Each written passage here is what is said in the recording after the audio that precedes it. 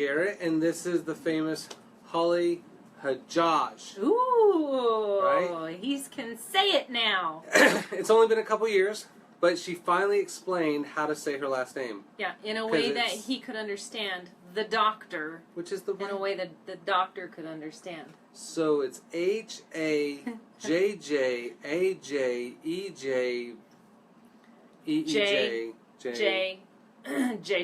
So it's okay. So it's Hajjaj. But she said if the two J's together sound like a G. No. The two J's together in the middle have a hard J sound, like Jerry. Jerry, yeah. And then the single one is like French, je. Yeah, so, Hajjaj. Perfect. It only took 2 years. All right, so today we're going to talk about home remedies. And so I want you guys to participate as much as you can. So if you guys have very specific things you want to hear about, let us know. And just start shouting those out. Like I just did. Start shouting those out, whatever it is. So if it's headaches, if it's backaches, whatever kind of pain you have, just post it. Just put the ailment, and then we'll try to speak to it tonight. Yeah. By the way, too, please share our talk, so that we can get this information out to the widest audience possible. There are a lot of people out there who've been struggling with a lot of these things for years, or they can't go to the doctor, they don't have health insurance, they don't have the money, and so we want those people to have access to this information as well, so they can feel better and maybe enjoy our talk. So what's our 4 parts? Our 4 parts this month. We have 4 parts, maybe 5, on the theme of home remedies. Home remedies. First one is, today we're talking about pain. Insane in the membrane. And inflammation is tonight. And scar tissue. And then next week is? Infections. Infections. What do we do for infections? These are all things, we want to give you suggestions for what you can put into your medicine cabinet. Or your pantry. Or maybe you already have these things in your medicine cabinet or pantry. Or a lot of you guys have been saying this to your friends for years, and they've been like, that's not true, I don't believe it. And now you get backed up. Backed up. That's right. So, what about week 3? Week 3 is allergies. It's that time of year. Oh yeah, allergies. Allergies. Yeah. Everyone I know is stuffed up. So how to get allergies, how to keep allergies, how to get a sinus infection every year. We want you to be able to really connect with allergies. Yeah. Oh wait, the opposite. We should do the opposite. we should do where we get rid of them. Oh yeah, people might enjoy that more. We're gonna make that change, y'all. Get rid of allergies. Okay, that'll be better. Okay. And then what about week 4? Week 4 is sleep. If you cannot sleep. Because of the allergies. And all the pain. Infections. And the raging infection in your eyeball. So if you can't sleep, stick with us for week 4. Then we might, if you're good, we might do digestion. We might add another week. But everybody has to be good, and they have to share our talk. That's right. And they have to participate and be funny. If you're not funny, that's okay, too. Oh, do we have a sad face from someone? That's sad. You made someone cry already. I think so. You made him cry. So. All right. So, pain inflammation? Yep. All right, so this is crazy. How many people, like, out of, what's the stats for, like, chronic pain in the U.S.? How many people have chronic pain? Was it 3 out of 4? 3 out of 4. That's like almost everybody at church and everybody in your family and everybody in your community, right? Like 3 out of 4 people are chronically managing chronic pain. And what was really interesting, too, is that chronic pain was the most common form of pain. Like, it's not, oh, I stepped on a Lego or something in the middle of the night or stubbed my toe, but it's chronic pain. And we always say that if things are chronic, it's something we're chronically doing to cause it. So that means we can fix those things pretty easily. A lot of the stuff that we talk about with patients all the time is eating for inflammation, So today we'll talk about some very basic supplementation that you can keep in your medicine cabinet for just basic pain, inflammation. I want to talk to you first about how to actually cause pain. So the way that your body works in generating pain is through three main pathways and through prostaglandins. And if you look at like the very basic, it just has to be like injury or like insult to the tissue. So sometimes it's direct actual pain, or sorry, direct actual injury. Sometimes it's just inflammatory conditions. So you have that initial arachidonic acid that's released, or prostaglandins that are released. And then it uses three doorways to then equal pain and inflammation. So think of like a room that has four doorways to get in, or sorry, three doorways to get in for pain and inflammation. So we want to figure out how we can regulate those doors so then we get rid of pain and inflammation. So what do you think like the two most common pain relievers would be? Tylenol and ibuprofen. That's right. Oh, and one more. That's dirt cheap. Aspirin. Aspirin, right? So the very first blockbuster drug was? Aspirin. Aspirin. And aspirin, I think it like saves like 10,000 lives a year, but kills 14,000 from the side effects. So you're like 50% more likely to die from the side effect than from the benefit for thinning your blood. And so that's where it becomes kind of a messed up part is, so say you're one of these 3 out of 4 people that have chronic pain, and you have the first doorway, and that first doorway to pain and inflammation from injury or from chronic inflammatory stuff is called COX-1 or cyclooxygenase 1. So that pathway, when activated, then leads to pain and inflammation. So we want to block it. Block it.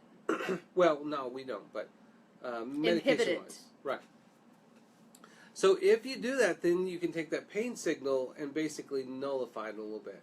So kind of like taking the batteries out of the fire alarm. Did we fix the problem? No. No. So the fire's raging in the basement, but you're upstairs having breakfast with the kids, and took the batteries out of the fire alarm, so everything's cool, right? You've actually had this experience. No, we're not talking about all that. I was a bad kid, I guess. Okay. It wasn't my fault. It was like my girlfriend's fault when we were little kids because she lit more matches. So. It's always someone else's fault. That's what I said in court. Okay. All right, so now I forgot what I'm talking about. COX-1. COX-1. Yeah. Okay, so then fire in the basement. Like 100 years ago, they had this great idea that if they could create something to block pain and inflammation, then we could sell it as a drug. We only had a few other drugs like morphine, and there was 2 others that came out first. But aspirin came out from Bayer, and it became the first blockbuster medication synthesized. And so when we get a synthetic drug, basically what that means is we didn't invent anything. We just stole it from nature, right? And then willow bark might have like 1,000 chemicals. We still want and use that and sell it back to people. So the first blockbuster drug was from willow bark, which is actually the bark of a tree that if you consume it, pumice it up and eat it, you would actually block pain and inflammation. Do we have willow bark trees around locally? Yeah. Is that what they're called? Willows. Right. So I chew on the outside So willow of trees. I don't know if it's the same tree, though. Is it not the same tree as a willow? I don't know. If it's willow bark, that's what I was thinking. You're supposed to say, do you know any different? And I'd be like, no. And you say, well, that's a fact then. Okay. Can't prove me wrong. All right. Except if you have Google, then you can prove me wrong. Right. So willow bark is a COX-1 inhibitor. Now, with willow bark, this will be the only COX-1 that we really talk about. So that's our first doorway. Aspirin is also a COX-1, right? Right. It's a synthetic now we're COX-1. talking, so aspirin is synthetic COX-1. Now we're talking about natural COX-1, yes? Right, that's right. Okay. So either way, whether you do natural or synthetic, COX-1 pathway not only blocks the pain signals from prostaglandins, but it also is going to block thromboxane, which is how you clot blood. Uh-oh. So that's where we start seeing the side effects of aspirin and ibuprofen go wrong, or even chronic use of willow bark, is that if you take something to block blood thinning in a population where we have lots of chronic inflammatory stuff, there becomes a risk of bleeding with that. Yeah. So let's throw in another pathway that runs through COX-1, and that's the mucus pathway. So taking chronic aspirin, ibuprofen, can actually cause less mucus, which means less mucus to trap stuff, so you get more sinus infections. Mucus is your friend. That's right. 10 cups of mucus from your head to your stomach. Slime going all the way down. That stuff gets trapped in, and then goes to the acid bath, and then it dies. Right? It's like a James Bond death trap. Yeah, yes, okay. Yeah, they'd stick him in there and just slowly go down. And then they would leave, not knowing if he actually went in the acid, but they'd leave, and then they just assume he died in the acid. Yeah. Right. So, 10 cups. 10 cups was your ideal mucus amount. Yeah. Except if you ask people I go hiking with, they think I probably make more because I'm always hawking and spitting. Yeah. And that grosses them out. I don't know why. I don't know why either. We're in nature. Right. So, I'm trying to leave my DNA everywhere. So then... Animal. So then, if less mucus, then you get more infections, right? For women, that means drier vaginas, because the vaginal lining is all with mucus, so you have snot in the vagina that then keeps it moist and lubricated. And so as women get older, they have more pain, so they take more ibuprofen, so then they have more dryness. Same thing with skin, but also your gut motility is all based on mucus. So you have all these columnar cells with all these little tiny microvilli, and then you have mucus cells that create slime, so all this stuff doesn't tear up the wall of the intestine. So if you are chronically taking aspirin and ibuprofen, you are decreasing your mucus production and harming yourself. Right. From kind of like sinus to vagina. So then, let's take the stomach. So if you take ibuprofen or aspirin on a regular basis, the studies show that within 2 weeks, you'll have 70% of those will have a GI bleed. Wow. And the way that works is that if you decrease mucus in the stomach, the mucus is the only thing preventing your stomach from eating your actual stomach. So if you start decreasing that mucus, the acid starts eroding and it hits a blood vessel and you start bleeding. Not a problem because you'll just clot it. Oh, snap. We're taking something to block that. So then you just slowly bleed to death. Wow. And that's why more people die from the side effect than from the benefit of that. Plus it kills your kidneys. So if we can't take aspirin and ibuprofen, and willow bark is also COX-1, which can cause some bleeding too, what's next? So, and out of those, willow bark is going to be your safest, but okay. You still don't want to take a lot of it. Oh, real quick, hi Newman. I knew that was Newman. We always know when Newman's here. Hi Tiffany, thank you for your funny and good and sarcastic comments. Carla is here. Hi Heather. What up? So, glad you're joining us. And if you guys, remember, if you guys have questions about natural medicine, cabinet kind of stuff for pain, inflammation, all that stuff, feel free to post it because we'll talk about it. Yeah, tell us what you're struggling with. You can just put one word: headaches, migraines, joint pain, arthritis, whatever, burns, gonorrhea, anything. Oh, that's next week. Yeah, make sure to tell her your most vulnerable secrets. Night terrors. Okay, so then you have the second doorway for pain and inflammation. So again, chronic insult to the tissue. Then it's going to go through the second doorway, which is called COX-2 pathway, cyclooxygenase 2, which is like the brother of cyclooxygenase, I can say it, cyclooxygenase 1, right? Okay. So COX-2 inhibitors then become the more safer way to get rid of pain and not kill the liver, which is Tylenol. 52% of all liver failures are just Tylenol. 52% of all liver failures is one drug. One drug out of 900 drugs. That accounts for over half the liver failures. Wow. And then the number one cause of kidney failure is, of course, ibuprofen and aspirin. So, without killing your liver and kidney, then what do? Well, we used COX-2s. So then you have drugs like Mobic and Celebrex and Vioxx, right? And these are the very expensive types of pain relievers. So they're like, okay, if 3 out of 4 people have chronic pain, the number one type of pain is chronic pain, then we can't kill the liver and kidney, so we're going to move to COX-2s. But where did we get COX-2 inhibitors? Do you know? I don't know. I'm actually having fun watching everybody's posts. All right, so two foods that are COX-2s. 2 foods that are COX-2s. Or 2 ingredients. Roots. I'll say 2 roots.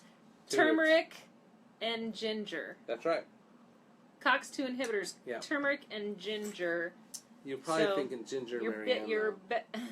I was. He knows how to read my mind. No, he doesn't. So ginger and turmeric, better alternatives to Celebrex and Mobic. Yeah. So Celebrex, when I was in internal medicine rounds in the Hutch Clinic, we were watching the CNN because Vioxx just got pulled from the market, right? And guess who was in the drug room supplying us with more samples of Vioxx? But their drug rep. The drug rep did not even know they just got pulled from the market. Oh, wow. Which was crazy. Wow. So we told him, hey, you guys got pulled from the market. And he's like, that's not true. And so he had to go out in the lobby and watch it on CNN. But Vioxx got pulled because it caused, I think there was 35,000 heart attacks during the studies that were unreported. And apparently the FDA gets a little upset if you don't report 35,000 heart attacks. But the bonus is 35,000 people now pain-free. Yeah. Pain-free. Delivered as promised. Right?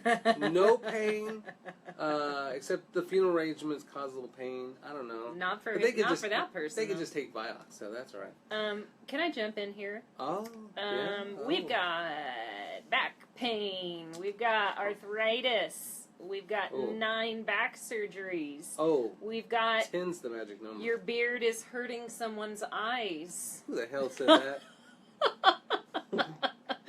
We've got... That was Dr. Stiles, and his weak-ass little beard. He just can't grow one, so he feels insecure. He only grows hair down from here. He can't grow it on the side, like a lady. Okay, so then... I think he has Picos. Okay. Speaking of... Okay, so those were some of our ailments we've got to talk about tonight, but we have a few questions. Did he really make fun of my beard? He did. How much turmeric should you take for pain? Turmeric. Oh, yeah. Ben Stiles also asked how much ginger and turmeric needs to be taken in one setting, how many times per day, and can you take them together? I'm kind of combining several questions here. Okay. So, with COX-2s, you want to get rid of the pain and inflammation but not cause the heart attacks. So that's where, like, ginger comes in very handy for this because ginger actually deplaques your arteries. So not only do you get rid of the pain, but you actually prevent heart attacks and reverse heart attacks and make your brain and heart better. How much are you taking? Well, so the secret is about 350 milligrams, 1 to 3 times a day is your standard dose for ginger. And so within ginger you have gingerols, and that's the active ingredient of there. But if you put ginger in your food on a regular basis, you'll also prevent the need from taking that as a supplement. But in your natural medicine cabinet, it's great to have a nice bottle of ginger in there. You can use like Now brand, or you can get a little crazier with that. But it's basic stuff. It's just ground up ginger in a capsule. Can you get the same amount of effect? Can you get the same effect with food, with ginger as a food? Well, not long term, but yeah. I mean, there's going to be times where you want to take a specific amount of the active ingredient in there to get rid of pain and inflammation versus just living a pain-free lifestyle. Okay. So if I had like a massive headache now, I would take actual ginger capsules with the active ingredient in there in a higher dose. Okay. So same thing with turmeric? Well, yeah, and ginger you can do way more. I mean, you can do lots and lots and lots. So that we'll talk about fish oils, but I got a patient with a shoulder injury. He's taking 16,000 milligrams of fish oil to get rid of his shoulder pain. That's a lot of fish oil. I had to build up tolerance to make sure that he didn't end up with diarrhea all the time because of that. Because that's a lot of fish oil. So with ginger, you can take a lot more. Now with turmeric is another very, very powerful COX-2 inhibitor. And that one's always should be in your medicine cabinet. Probably like once a day if you aren't eating it. You know, it's a pretty powerful one. There's ginger for tea and everything too. That way it's more food, not supplements. But ginger as a supplement that you have in your cabinet, it's going to be, it has, the real root actually has hundreds of or thousands of bioactive chemicals that are going to help prevent cancer and heart disease and knock down the inflammation and pain. The active ingredient in that is curcumin. And curcumin, not to be confused with cumin, which is like Mexican food. We're talking about active ingredient for turmeric. Turmeric. Right? Okay. Okay. Turmeric. Okay. Turmeric. Well, that's right. So turmeric, I don't pronounce the R, but washing machine, I pronounce the R in it. So it balances out. That's right. You're spiritually balanced. It's a southern thing, I think. Yeah. So anyway, curcumin, how does that fit into turmeric? Yeah, so curcumin is about 1/10 of the actual turmeric. So if you buy turmeric as a supplement and you look on the back, it should say 95% curcuminoids. Now it gets a little confusing sometimes because like I've had a couple people that brought supplements in and it said like turmeric extract and it was just like, 500 milligrams of turmeric. But only 10% of that is curcumin, so it's only 50 milligrams really of curcumin. And so then that becomes you're getting screwed. It might not work for you, right? Because curcumin is the active ingredient. Right. Okay. So what you want is 95% curcuminoids on the back in the labels, and if you get that, then you'll know that's the active ingredient, and so that'll be 10 times stronger than turmeric. And then that dose typically, like low end, you're like 250 milligrams, but a lot of supplements now are going to 500 milligrams, and so like 500 3 times a day. Or even a lot more, and that's perfectly fine and safe. Okay, it's safe for both. You can't really OD on it. Right. Okay. I mean, because people just eat the root. Fine. Okay. So with turmeric and ginger, they both duplicate, so you don't have to take both. Usually, you just pick one or the other because they're both COX-2 inhibitors that are very, very safe for you. Actually, reverse heart disease. Okay. And they're also NRF2s, which means that they activate a gene that makes that 100,000 times more antioxidant than blueberries. Or sorry. Vitamin E, A, and C. Okay. Yeah. Got my facts mixed So up. would you call those your top two? Top two. Top two pain relievers, turmeric and ginger? No. My favorites are usually 5 LOX ones. Oh, okay. We haven't gotten to the 5 LOX yet. We've got one more COX-2, though, right? Do we? Do we? We do. Do we? We do. I believe that we do. I don't think so. I believe we do. I think that's a myth like Bigfoot. Do any of you drink red wine? Uh-oh. Are any of you drinking red wine right now? When you're in pain. If you are. Drink red wine. That's red wine. People think I drink tea. I'm really drinking red wine. If you don't drink red wine, though, grapes could be an option. So, what we're speaking of, does anybody know what we're speaking about? Anybody know it? Any health nuts out there? When we talk about red wine and grapes. It starts with an R. Anybody? And then the rest of the name's all messed up. Anybody? I hated saying this name at seminars. I'll say it. You want me to say it? Can you pronounce it? Yeah, I think so. Do it. Resveratrol. Pretty close, accurate. So resveratrol is also one. I always want to say reverse Teratol.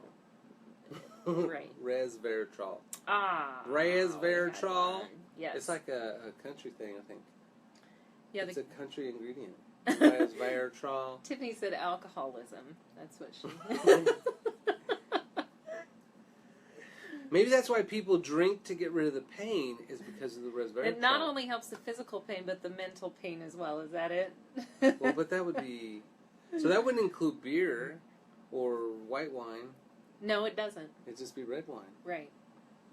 And people that drink red wine don't really have a lot of problems because they're like, oh, let's drink red wine and have a good time. They're already living a good life. The rest of us have to drink beer to forget. So yeah, that's a good one. And there's lots of others that are COX-2 inhibitors. There was a whole list that I think, where's the... Did you? Okay. Those are the foods. We haven't got to the food yet. Oh, so the foods like... I guess we could. Yeah. Yeah. So food-wise, things like garlic, which you typically... So these, I like these things because I typically don't think these as pain relievers. But garlic, which has 100 bioactive chemicals against virus, parasite, fungus, yeast, is also a pain reliever. And if you do like French cooking, like mirepoix, onions and celery and carrots chopped up in the oil, warm that up, then you smell it, then you put all your other food in there. But you should also add garlic to that. And the like Singapore, I think, or Malaysia, I think they use like 20 cloves of garlic a day. And I thought that was a lot, but some patient I had was making a 20-clove garlic chicken. I would love that. They would cure everything with that. I love garlic. Amazing. I think it's great. I think garlic breath is great. That's right. I think anything garlic yeah. is wonderful. It's after like an hour or something, you start like getting it through your pores. Like it's magical. Yeah. So then, garlic. And then honey. And what's cool is even green tea has 2 ingredients that actually make you not only smarter, reverse DNA, but actually block pain and inflammation. So green tea has epigalic acid in there, and it also has theanine. Now the theanine plus caffeine makes you smarter, unless you drink black tea, then it kind of messes you up a little bit, but green tea amount is really good. And then the epigalic acid is actually one of the epigenetic things that I do during my protocols to help patients reverse genetic disorders. Yeah, green tea comes up in almost every talk. Yeah, it does. Yeah. It's all, it's funny because it started out with medicine, then religion, then medicine, then religion, and then common use throughout the ages, from the start to the finish. What do you mean by medicine to religion? Oh, because of religious ceremonies. Okay. And then in England, only the royal people could drink green tea. Yeah. And then they finally, I think there was a king that said, oh, everybody should have green tea. And then, what a jerk. Just common people drinking green tea? That's crazy talk. The theanine in there is a mood stabilizer too, right? Oh, yeah, yeah. So kind of an adaptogen, or would you consider that an adaptogen? Yeah, yeah. Okay. Yeah. Yeah. So keep your mood stable, help with the pain. And I like the rest. We can make a meal out of some of this, right? So like olive oil, grapes, avocado, bananas, citrus, mushrooms, especially reishi mushrooms. Is that really a thing? Reishi? Yes, right? I think so. Yeah, yeah. Reishi, I think. S-H-I? Yeah. And then... you can trust us. Ginger, turmeric, and nutmeg. And chamomile tea is a pain reliever too. So chamomile is an adaptogen, which helps your mood. I never would have thought of all of these. And like... I have a hard time believing, though, that, like, I could just use some olive oil one time, one night, and that's going to help my pain.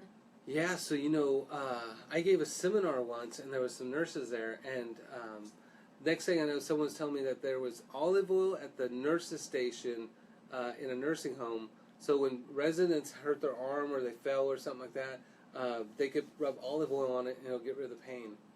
We use that for our girls when they have... growth spurts, and their knees would hurt. That little Osgood Schlatter kind of pain. Although our girls aren't grown tall enough for that disease. But they'll have that little pretibial pain from the growth, and they'll just rub olive oil in there, and the pain goes away. But, so I'm still kind of, I haven't tried it.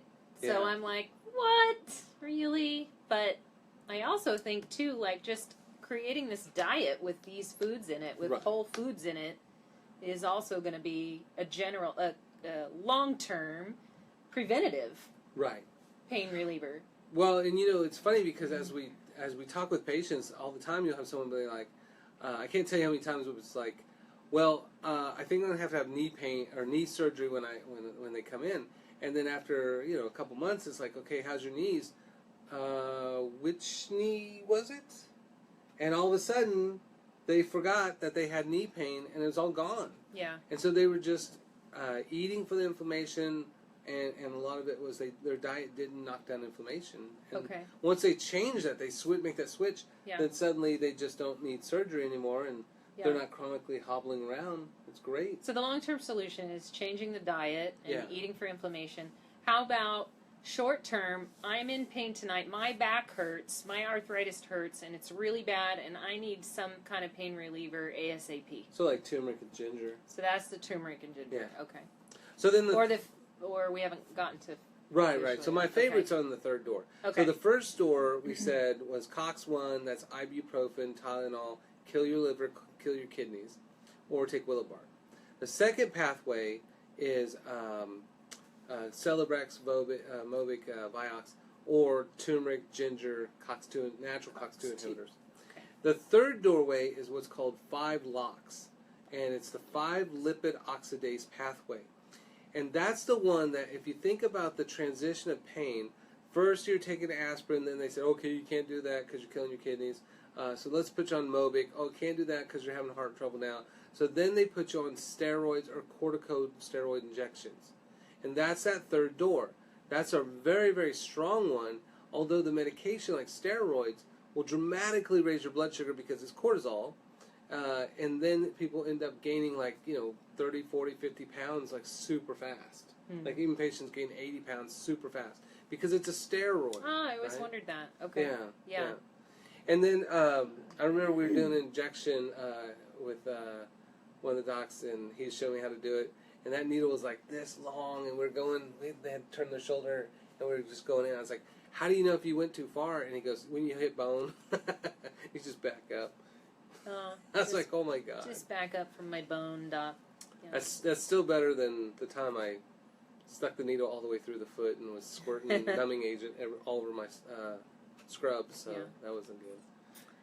So, Newman is asking, is yoga in there? Yoga does belong in here, but our theme...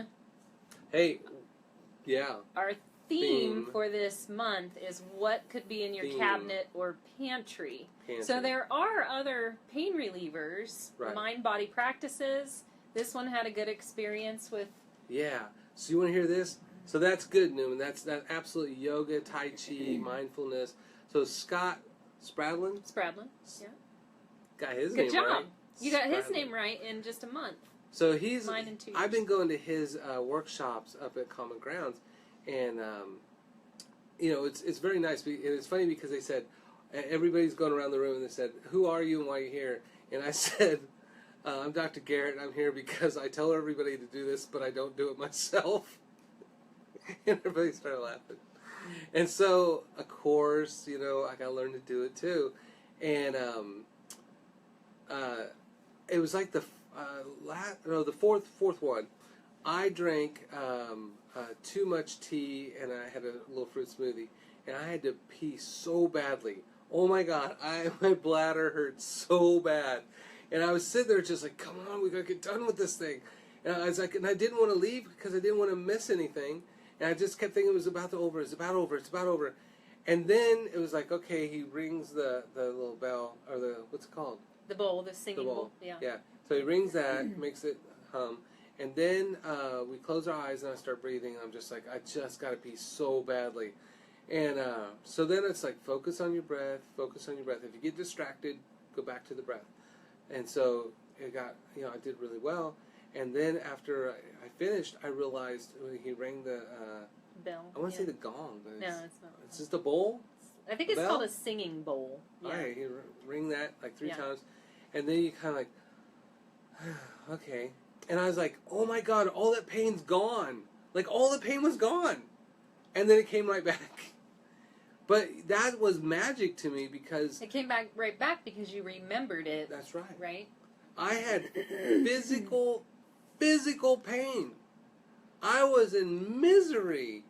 He was about to burst. And boom, it was off. Like that's so cool to me. That's that placebo effect, but not in the sense that it's fake, but it's your mind. The power of the mind. The power of the mind to say this will work, right? Yeah.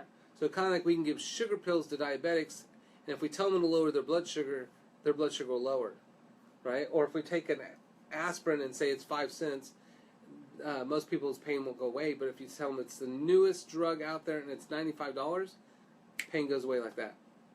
So that mind part, which the opposite of placebo is called nocebo. And I was reading this in National Geographic's, which I love. But they were talking about the nocebo effect. I've never heard that before.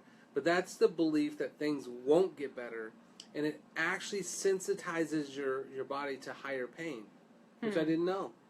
So that sense of like, hey, everything's going to be okay, buddy. Everything ends up being a little bit better. But if you're like, I'm screwed, it's all screwed, I'm going to suffer, then you end up suffering worse than you actually have to suffer. Yeah. And so that mindfulness is awesome. Which, I'm going to the Sweat Lodge with you, Newman. This Friday. Yeah, I'm going He's shirtless. Is that right? I'm going shirtless? You are. You're going shirtless. So I'm going to probably do a few workouts by the pool. Now we've just guaranteed that the paparazzi will be there, That's right. and I don't know what you're going to do. But like Dr. Garrett, you should do some extra sit-ups maybe. All right, so my favorite pathway then is the 5 blocks pathway. And that one's the third door for pain and inflammation. And with that one, that's your steroids, but also that's where like fish oils come in. And fish oils or omega-3s are really dope for this because they also blend across the other doorways. So as pain and inflammation is trying to get in this room, it's actually holding one door and pushing on the other 2 doors too. So it's wonderful for getting rid of pain and inflammation. You know, flaxseed, chia seed, those are all ALAs that convert to omega-3s, or like the DHA and EPAs. And so those are really good too. But your fish oils are one of the most profound things. And that's why when we look at like the most therapeutic way to get rid of pain and inflammation is eating fish on a regular basis. And that's where those studies that show that one serving, the size of your palm, see how big my hand is? It's bigger than my head. Yeah, Giant that's an accurate measure. Giant palms. So, the size of your palm is one serving of fish, right? So if you get cold water, wild-caught, fatty fish from the ocean, it is just as effective as one ibuprofen 320 milligram? Boom! Booyah. Yeah, that's right. So... Piece of fish. Pizza fish. A piece of... Pizza fish? Pizza fish. It's a new fish that National Geographic just announced. It has pepperonis. It poops pepperonis. It poops pepperonis. And it probably just dangles there for like days as it swims around your bowl. So, pepperoni poop fish. So fish is very, very important. Salmon. So then we suck the oils out. Then we just sell it back to people that won't eat fish. So if you don't like fish, you can always take the supplement. Yeah. So fish oils are great. And I seriously remember we were going to, my wife was doing a triathlon in Missouri, if I remember right. Springfield, Missouri, that's right. And we hadn't planned very well ahead. And of course we get there and all the hotels are taken. So we sleep in this shady, rapey hotel on the outskirts. And of course I let all the girls and my wife sleep in bed, so there's enough room, so there's 4 girls.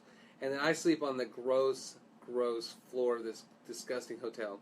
And I wake up, my head is just killing me. And my headache was so bad. And I was like, oh my God, I wish we had something for this. And she said, well, we have fish oils. And I was like, yeah, that's what I tell patients to take all the time. But in my head, I'm like, fish oils? That doesn't seem right. Do as I say, not as I do. That's right. So all these people for all these years that I've told them, I've prescribed that for them, suddenly I'm like, okay, I'll do fish oils. And I remember I took 6 of them, so I took 6,000 milligrams of omega-3s, and my headache went away, right? Of course, no brainer. It's blocking the 5 blocks enzyme. It's regulating the COX-2 pathway and a little bit of the COX-1 pathway. Of course it's going to get rid of the headache. But in my head, I'm still like that. I'm still in that conversion from kind of medical to natural, and it's still just like, wait, I just took fish oils, now my headache's gone? Right. It just seemed weird. Right. So I try to remember that for patients when I tell them all kinds of weird stuff. that try it, right? That it's like, oh, I remember how it was when I remember. So is that your number one? So yeah, I really like fish oils, but no, that's not my number one. It's still not your number one. Still not my number one. Okay, so, but we've got some high ones. That's so fish oil, turmeric, and ginger. We like all of those. That's your reservoir dogs right there. So then the best one is the Jesus oil. Jesus oil. Right. Right. Yeah, we had. Do you believe in Jesus oil? We didn't plan to preach. Do you believe in Jesus oil? Jesus died for our pain, and He gave us an oil. So the three wise men that supposedly saw Jesus as a baby, but that's not true. He's actually a toddler, older than that.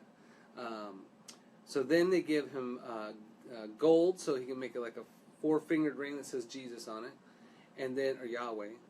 And then they gave him myrrh, which is an antibiotic, which we'll talk about next time. And what was the other thing they gave him? Frankincense. That's nice. Yeah. That's what happens when you open the bottle. If you open the bottle like this, frankincense. That's like Ricola. Ricola. That is what happens. Yeah. You should try it just for that. Frankincense is awesome. So frankincense is a very powerful essential oil that, and again, essential oils are like true medicines. So you should have all those in your medicine cabinet anyways. Yeah, I used to think that was hullabaloo. Mm-hmm. I did. I used to, and now I can't live without them. That's right. I'm telling you, I had a respiratory thing a couple of weeks ago, and peppermint oil was my best friend. I didn't even need lozenges. I just needed peppermint oil. It worked so much better than lozenges. Yeah. Well, that's why I got eucalyptus oil in there, and I had like a cold, and as a doc, you can't have a cold, so I was, I had like stuffy nose and stuff, so I took the diffuser, and I was sitting there just doing breathing treatments in between patients. That's pretty funny. Yeah, that's the eucalyptus too, but, okay, so frankincense. So frankincense, we got to get back on track? Yeah. All right, so frankincense oil, the active ingredient in that is boswellia, or boswellic acid. And so that should be about 65% boswellic acid. And at that dose, it's very therapeutic.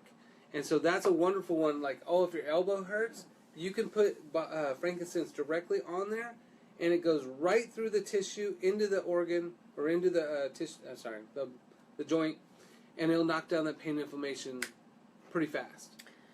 And so if you take ibuprofen, it has to go everywhere. You take Tylenol, it has to go everywhere. Through the digestive system, That's too. That's right. Right, so it's yeah. So people with gut problems, they might not have as good pain relief with that stuff, too. Right. But with frankincense, you're going right to the tissue and getting that therapeutic effect, and that's why I love that. So for those of you who posted your ailments, so for the back pain and the arthritis. Okay. So for arthritis, of course, changing your diet, but if you have a joint pain, put frankincense on there and take fish oils. You're going to reverse cardiovascular disease, deep plaque arteries. It's all going to be good, and you're going to get rid of that pain. Now, one of the things about it that you have to remember is think of like the therapeutic dose. So let's say my pain from my knee problem is way worse than yours, and so it's this much pain signal going through. And if I take this much ginger, am I going to get rid of the pain? No. You're correct. All right. What if I take this much? No. No. What if I take this much? Oh, yeah. So that's the key, is making sure you're taking therapeutic dose. So just like sometimes you probably taken an aspirin, and you said, that didn't get rid of my headache, so the aspirin doesn't work? No, you took another one, right? And then half people are taking handfuls of ibuprofen. Same thing with ginger, turmeric, fish oil, boswellia, quercetin, rutin. All those pain relievers that are natural, it's the same thing. If that pain is up to here, the threshold, you have to meet that threshold. Which means if you take one turmeric and the pain doesn't go away, then you probably need 2 turmerics. Within what amount of time? I don't know, that's a good question. I mean, it would be within about probably 15 minutes that you'd have therapeutic effect. If you've taken it internally? Yeah. Okay. So, but because you should have about 90% absorption rate even through your gut pretty darn fast. Okay.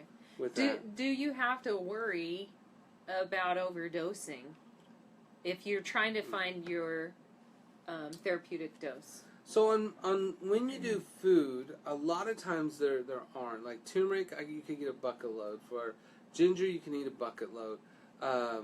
For frankincense, no. Boswellia, no.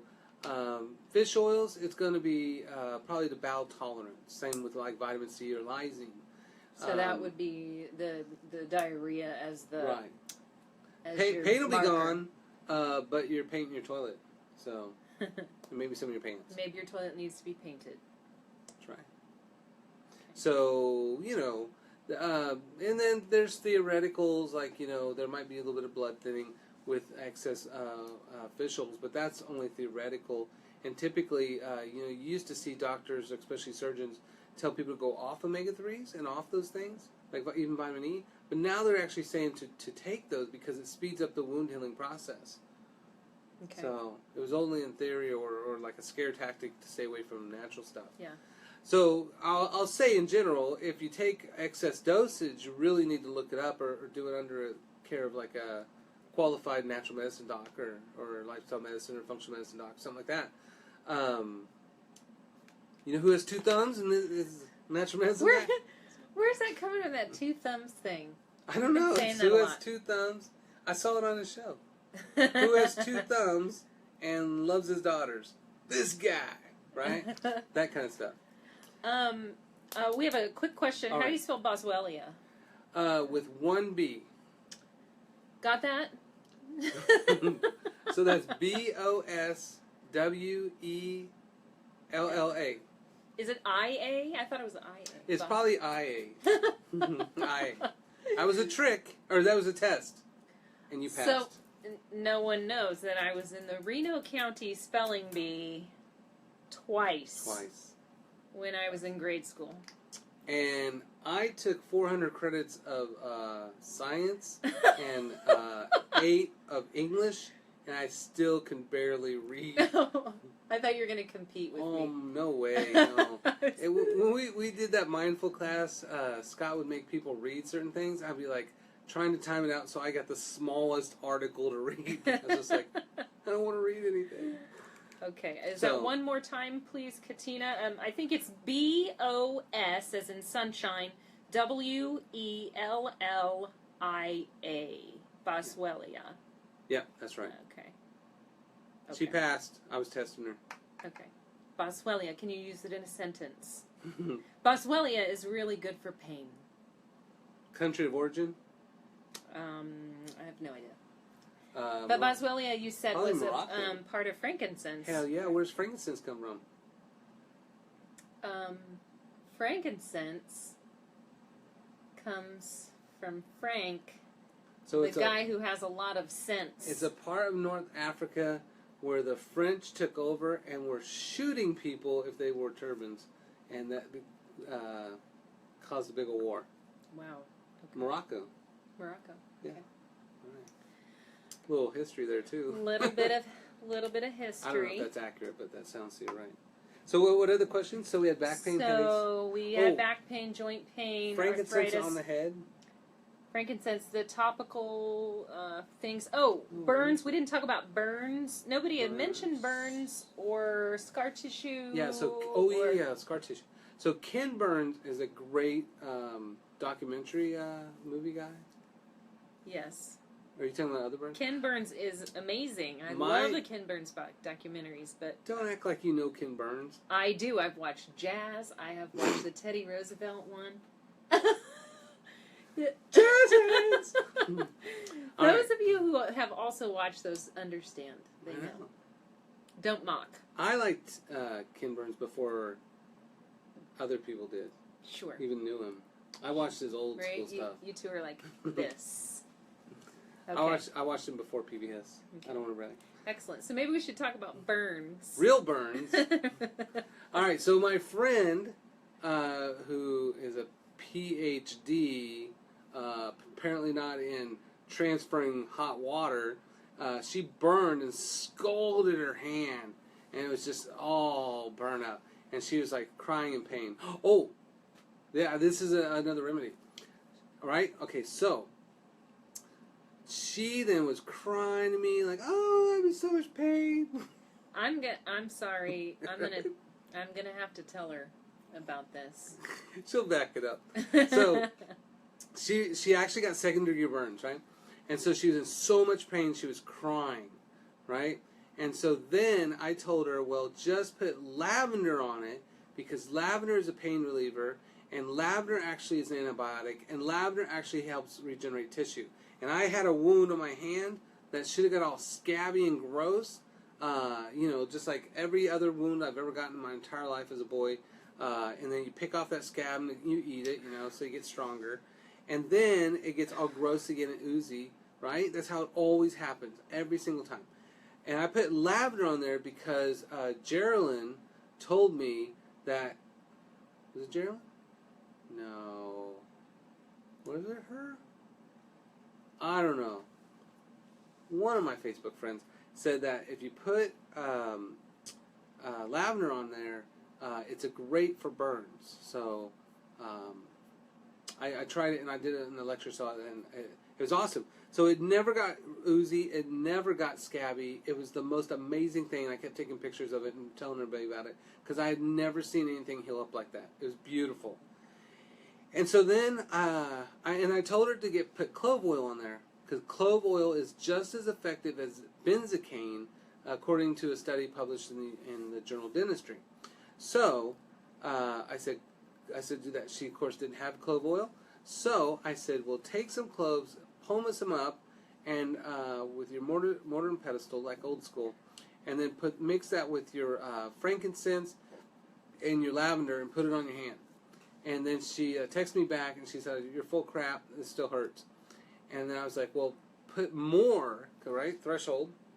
Therapeutic dose. Put more in there. And then her husband, who's a genius now, right? I told him 3 cloves, and she thought I was guessing, which I was. And then he put, I think, 6 cloves or 8 cloves in there and pumped up, and then made another salve. And then she put that on her hand, and it went from crying to, boom, nothing. No pain. No pain at all. And she's been pain-free ever since. Isn't that amazing? And she smells wonderful. Yeah, yeah. So now she's just doing lavender. Like every 5 minutes she's doing lavender. Yeah. But once you find something that works... That's right. Yeah. Yeah. So that's great for burns. And then so lavender's my favorite. And I've been burned a few times, and I put lavender on there, and it's magic to me compared to what always happens with burns, which is it gets really gross and scabs up and pussy and all that stuff. So I love that stuff. So lavender should always be in your natural medicine cabinet. And it also is it makes endorphins in your brain. So when you smell it, it actually calms your mood down too. So that's pretty good. Yeah. So then what about scar tissue? And this is pretty amazing. So can you tell me real quick how scar tissue creates pain? Like, yeah. Just because of lack of mobility, or... Well, scar caused the most pain for me when... I can't even make the joke because I don't know the characters' names anymore. When he killed Mufasa. Mufasa? Scar the lion. That's when Scar really caused me a lot of pain. Yeah. So when we have damage to tissue, our body says, well, then let's protect that by laying down scar tissue. So if I throw a ball like that and it goes, oh, I hurt, then my body lays down scar tissue, so I can't do that anymore. And then you eat things that break up that scar tissue, and you keep doing more motion, and it all comes back. So that's how it should work. What about surgeries, too? Like we had a person with the back surgery, so that person's going to have a lot of scar tissue. Same thing, yeah. So the scar tissue is made up of a thing called fibrin. Same thing with clots that cause heart attacks and strokes. So that fibrin is critical to create that scar tissue. So there's certain things that you can take in your medicine cabinet that are what are called proteolytic enzymes. And these are enzymes that then digest fibrin. So they will go around your whole entire body scavenging fibrin so it'll break down scar tissue for you, and it even bust clots for you. And so my favorites are, my absolute favorite you can ever take for breaking up scar tissue is Enzymedica's Repair Gold at the health food store. Okay. And this is how great this is. In college, in grad school, I learned about something called Dupuytren's contracture, which they have big knot of scar tissue here. They can't ever move their finger up. Not like a trigger finger, which is kind of like that, but it's just enough inflammation that goes under that annular fiber. So this scar tissue is like this, right? So this guy that I had, after several weeks of doing this therapy, I asked him, I did a reeval, and was like, okay, what's gone, what's better, what's worse, and is there anything still the same? Trying to figure out what we're really dealing with. And I asked about the Dupuytren contracture, and the dude looked at his hands and couldn't figure out which hand it was. That was amazing because, again, they never taught us you could reverse that. Never, ever, ever, ever. Yeah. But if you know the physiology, you know the pathophysiology, then you should be able to do restorative physiology and just make things back to normal, which is what my body and your body is supposed to do every day. What if someone is not... Can you assume you have scar tissue, or do you need to be... is that something that you need to be told? So usually it's limited range of motion. Okay. So if you can't do your shoulder up like that anymore, or you can't turn your neck very well anymore, or you have stiff joints, like the arthritis patient person that we were talking about, you do want to do that therapy. And so you want to do like not 6 months, maybe 6 months of really aggressive therapy with it. But the things that you want to see in there are something called nattokinase. So nattokinase is one proteolytic enzyme that's very powerful. That's what you take as a clot buster because you don't want to take a blood thinner. So if you're looking at your enzyme bottle, your proteolytic enzyme bottle, you want nattokinase. Well, not all will have natto. Okay. But there's 3 that are basically the same. So nattokinase comes from nattobacteria, and they can take that hard edamame soybean that's rock hard and make it into a cheesy kind of substance called natto, which you either love or you hate. I haven't tried it yet. So that fermentation process, you take all that fiber that's really hard and dense, and you break it all up to where it's cheesy. So that's awesome. Nattokinase is profound for that. Another one that you probably won't see in the supplement, but you might see individually, is called lumbricase. And lumbricase is an enzyme that's made by earthworms. And so, if your ground is rock hard and you put worms all over it, within this length, it will liquefy that hard dirt clots into soft, manageable dirt. And it does that through that very powerful enzyme. Okay. And then the last one is serratiopeptidase or serrapeptidase, and that one comes from silkworms. And that enzyme is the one that you'll typically find in like Repair Gold or good proteolytic enzymes. And serratiopeptidase is a very, very, very powerful fibrin liquidator. And so it goes around the whole body looking for scar tissue. And so if you take a high enough dose for long enough, you're going to break up all that scar tissue. But you should also then bust any clots in your arteries, knock down the inflammation, all that kind of stuff. Can you take too much of that to where you're destroying good tissue? No, because it's looking for fibrin. Okay. So there's a special type of fiber we use for scar tissue versus regular tissue. Oh, okay. Yeah, that's why I love that stuff. Yeah, that sounds great. So, yeah, we're getting close to the end of our time here. If you have extra questions... Was there any others? For, things we've covered? No, the things they were asking about. I don't think so. I don't think we have any other questions at this point. Throw them out there if you do have something burning right now, and we'll answer it. Well, that might be the infections next week.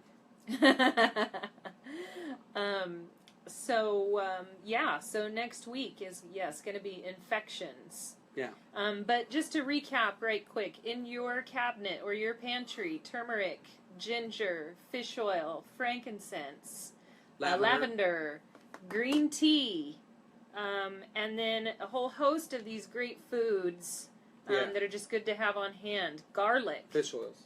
Fish oils, I think we said that. Yeah. Resveratrol. Yeah, and fish oils. How about fish oils? He likes that one. But still, frankincense was your number one. So Yeah. I'd say top 4 for tonight: frankincense, fish oil, ginger, and turmeric. Yeah? Well, ginger and turmeric, no. Because ginger and turmeric kind of duplicate. Okay. So I would like frankincense, fish oil, turmeric, and lavender. Okay. He's the doc.